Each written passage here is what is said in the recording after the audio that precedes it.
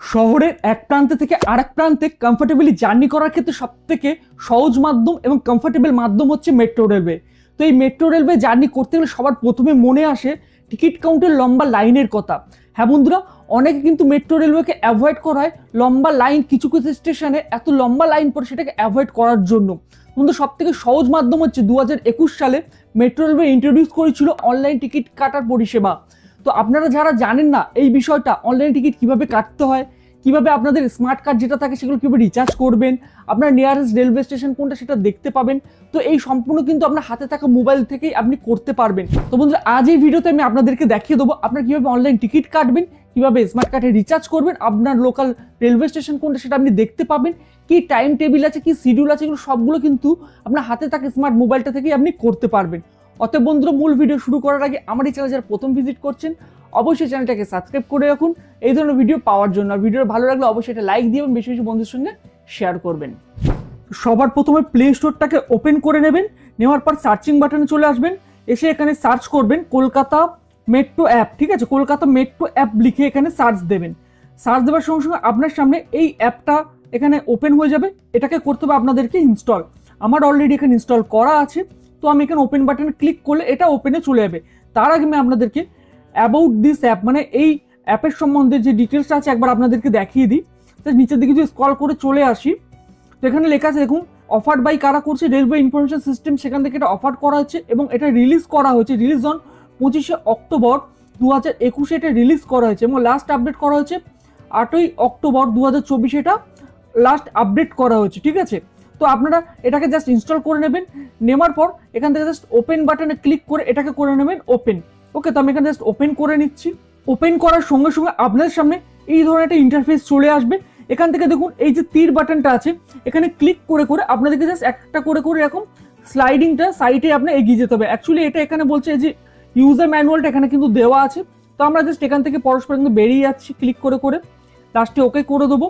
দেওয়ার সঙ্গে সঙ্গে আপনার সামনে এই ধরনের একটা ইন্টারফেস এখানে চলে আসবে, যেখান থেকে বলছে সাইন ইন করতে। এখানে বলছি মানে আপনার যদি প্রোফাইল তৈরি করা থাকে তাহলে আপনি এখানে সাইন ইন করতে পারবেন।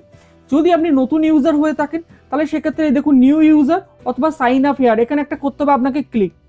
এখানে ক্লিক করার সঙ্গে সঙ্গে বলছে সাইন আপ করতে হবে আপনাকে, মানে আপনার প্রোফাইল এখানে তৈরি করতে হবে। তো এখানে আপনি আপনার মোবাইল নাম্বার দেবেন, এখানে ফুল নেম আপনার দেবেন, এখানে মেল অ্যাড্রেস আপনার অপশনাল দেওয়া আছে, মানে আপনি দিতেও পারেন না দিলেও হবে। আর এখানে পাসওয়ার্ড দেবেন, পাসওয়ার্ড আপনার 8 ক্যারেক্টারে দেওয়ার চেষ্টা করবেন তাতে স্ট্রং হয়। আর মেল অ্যাড্রেস আপনারা চাইলে দিতে পারেন, নাও দিতে পারেন। মেল অ্যাড্রেস দিয়ে যদি কোনো রকম ট্রানজ্যাকশন সম্মত কোনো রকম সমস্যা বা কিছু ধরনের হয়ে থাকে অনেক সময় মেলেতে আপনার কাছে নোটিফিকেশন আসতেও পারে। তো অতএব এটা দিয়ে ডিটেলস এটা ফিল আপ করার পরে আপনারা এখানে কি করবেন, সাইন আপ বাটনে ক্লিক করে দেবেন। এই সাইন আপে ক্লিক করলে আপনার প্রোফাইল হয়ে যাবে তৈরি। এবার আপনাকে করতে হবে সাইন ইন। তো সাইন ইন এখানে ক্লিক করলে আবার দেখুন ওই পুনরায় প্রথম যে পেজটা ছিল সাইন ইন পেজে চলে আসবে। এখানে আপনার মোবাইল নাম্বার এবং পাসওয়ার্ড দিয়ে জাস্ট এই সাইন ইন বাটনে ক্লিক করলে আপনি কিন্তু এবার অ্যাপটা ইউজারের জন্য বা ইউজ করার জন্য রেডি হয়ে যাবে। তো এখানে আগে আমি সাইন ইন করে নিই, তারপরে পরস্পর স্টেপ বাই স্টেপ আপনাদেরকে দেখিয়ে দেব। তো এখানে সাইন ইন বা লগ ইন করার পর আপনারা দেখতে পাবেন এই ধরনের ইন্টারফেস চলে আসবে এবং নিচে এখানে কিছু পারমিশন আপনার কাছে চাইবে, তো এগুলোকে করে দেবেন আমরা অ্যালাউ। তো এখানে জাস্ট এগুলো আমি অ্যালাউ করে দিচ্ছি পরস্পর। অ্যালাউ করার সঙ্গে সঙ্গে আপনারা যদি খেয়াল করেন ওপরে দেখুন এখানে এটা হচ্ছে কি বলছে লোকেশনটা আমার অন করা আছে, মানে আমার মোবাইলে কিন্তু জিপিএস অন আছে এবং এখানকার লোকেশনটা যদি অন করা থাকে আপনি যে লোকেশনে থাকবেন সেই লোকেশনটা এখানে ডিটেলস কিন্তু দেখাবে এবং নিচে আপনার নিয়ারেস্ট যে রেলওয়ে স্টেশন হবে সেটা কিন্তু এখানে দেখাবে এবং তার থেকে ডিস্টেন্স আপনার থেকে কতটা সেটাও কিন্তু এখানে শো করবে। অতএব লোকেশন যদি অন থাকে আপনার পক্ষে সুবিধা হচ্ছে আপনি কোন স্টেশন থেকে মানে নিয়ারেস্ট আপনার কাছাকাছি স্টেশন কোনটা হবে সেটা আপনি দেখতে পাবেন এবং আপনি কোন লোকেশন আছে সেটা কিন্তু এখানে আইডেন্টিফাই করতে পারবেন। তো আমি যেটাকে অফ করে দিই তাতেও কোনো অসুবিধা নেই। তো অফ করে দিলে আমি সমস্ত ফিচার্সগুলো কিন্তু এখান থেকে ব্যবহার করতে পারবেন, এক্ষেত্রে কোনো রকম অসুবিধা হওয়ার কোনো ব্যাপার নেই। ঠিক আছে, তো এখানে দেখুন স্টেপ বাই স্টেপ আমি আপনাদেরকে দেখিয়ে দিচ্ছি। তো এখানে প্রথমে আমি আপনাদেরকে দেখিয়ে দেবো কীভাবে টিকিট বুকিং করতে হয় এবং এখান থেকে আমি দেখিয়ে দেবো আপনাদের কার্ডের রিচার্জ কীভাবে করতে হয়, আপনার ট্রেনের টাইম টেবিল কী কী আছে এগুলো সবগুলো কিন্তু এখান থেকে আপনারা দেখতে পাবেন। তো চলুন সবার প্রথমে আপনাদেরকে দেখিয়ে দিই এই বুকিং টিকিট এই অপশানটার উপরে সবার প্রথমে আপনাদেরকে করতে হবে এখানে একটা ক্লিক করার সঙ্গে সঙ্গে এখান থেকে কি বলছে সোর্স স্টেশন, মানে কোন স্টেশন থেকে আপনি জার্নি স্টার্টিং করবেন সেই স্টেশনের নামটা এখানে দিতে হবে। ক্লিক করার সঙ্গে সঙ্গে এখানে সমস্ত স্টেশনের নামগুলো এখানে চলে আসবে, আপনি এখান থেকে সার্চ করেও নিতে পারেন অথবা এখানে টাইপ করে আপনি ডিফল্ট সার্চও করতে পারেন। যদি এখানে লিখি দমদম লিখি দেখুন দমদম লেখার সঙ্গে সঙ্গে দমদম রেলওয়ে স্টেশনে যে চলে এসে ক্লিক করে দেবো এবং ডেস্টিনেশন আমার কি হতে পারে, ডেস্টিনেশন আমি এখান থেকে যে কোনো একটা দিতে পারি। আপনার সুবিধা মতো আমি ধরুন কালীঘাট দিয়ে দিলাম, আপনি টাইপ করেও নিতে পারেন, জাস্ট কালীঘাট সিলেক্ট করলাম। তো ক্লিক করার সঙ্গে সঙ্গে এখানে দেখুন আপনার সোর্স এবং ডেস্টিনেশন এখানে চলে এসছে এবং 20 টাকা আপনার লাগবে, 4 জনের ফেয়ার লাগবে এবং কতটা ডিস্টেন্স সেটা দেখাচ্ছে, কত মিনিট লাগবে সেটাও কিন্তু আপনার এখানে দেখিয়ে দেবে। এবং এই যে check route and train time, এখানে ক্লিক করলে আপনার ট্রেনের টাইম এবং রুটটা ওখানে কিন্তু শো করবে। তো এইভাবে আপনি এখান থেকে কিন্তু চেক করে নিতে পারেন। এবার জাস্ট আমি টিকিটটা কাটার জন্য আপনাকে কি করতে হবে, বুক টিকিট, এই নিচেই অপশনে আপনাকে করে দেবো একটা ক্লিক, জাস্ট এখানে একটা ক্লিক করে দেবো। ক্লিক করার সঙ্গে সঙ্গে দেখুন আপনার সামনে পেমেন্ট গেটওয়ে যে বা পেমেন্টের যে মেথডটা এখানে কিন্তু ওপেন হয়ে যাবে। তো পেমেন্টের যে মেথডগুলো কি কি আছে, আপনি এসবিআই নেট ব্যাঙ্কিং থেকে করতে পারেন, আদার্স ব্যাঙ্ক নেট ব্যাঙ্কিং থেকে করতে পারেন, স্টেট ব্যাঙ্কের ক্রেডিট কার্ড, ডেবিট কার্ড, এগুলো সবগুলো কিন্তু ইউজ আপনারা করতে পারেন, কোনো অসুবিধা নেই। আপনার আদার্স যে কোনো ব্যাঙ্কের ক্রেডিট কার্ডও ইউজ করতে পারেন। এছাড়া সব থেকে বেস্ট অপশন হচ্ছে ইউপিআই থেকেও আপনি করতে পারেন। জাস্ট ইউপিআই বাটনে ক্লিক করে দেবেন।